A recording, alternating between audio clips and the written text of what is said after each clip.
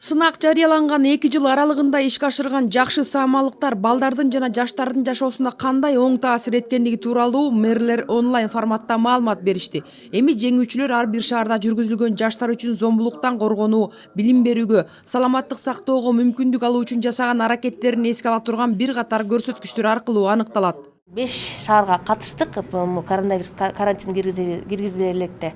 Ошол 5 шаарды көрдүк. Жана коопсуз шаар деген проекттер киргизилиптир ушул эме демилгенин алкагында. Жанагы мусор чогултуу, сортировка твердых бытовых отходов. Ошондой эле мектептерде киргизилиптир. Кагазтарды өзүнчө, айнектерди өзүнчө кылып балдарды үйрөтүү максатында.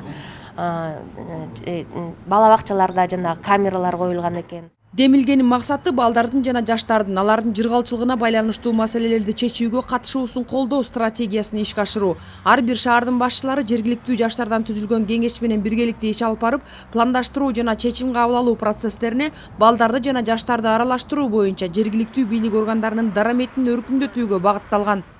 Бул демилге жергиликтүү деңгээлдеги көйгөйлөрдү гана көрө билүүнү мүмкүнчүлүк бербестен, өлкөбүздүн артыкчылыктуу багыттарын жана кызыкчылыктарын эске алат.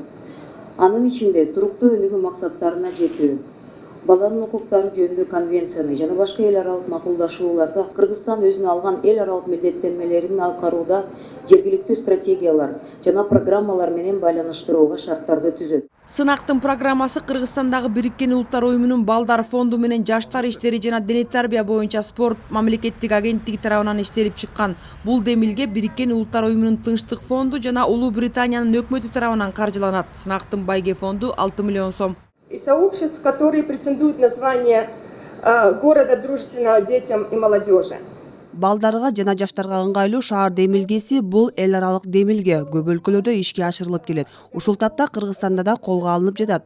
Программа 2017 жылдын январь айында ЮНИСЕФ тарабынан мамлекеттик жаштар агенттиги менен биргеликте башталып, өлкө боюнча 18 шаардык жана 24 айылдык муниципалитеттерде жүзөгө ашырылууда.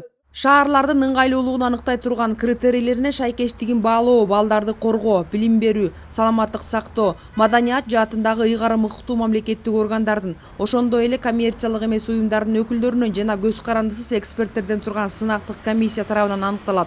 Алдыга озук чыккан шаарлардын тизмеси өкмөттүн токтому менен бекитилгенден кийин жарыяланат. Айжан Омолдошова, Бекжан Токтосунов, Ала Тоо 24.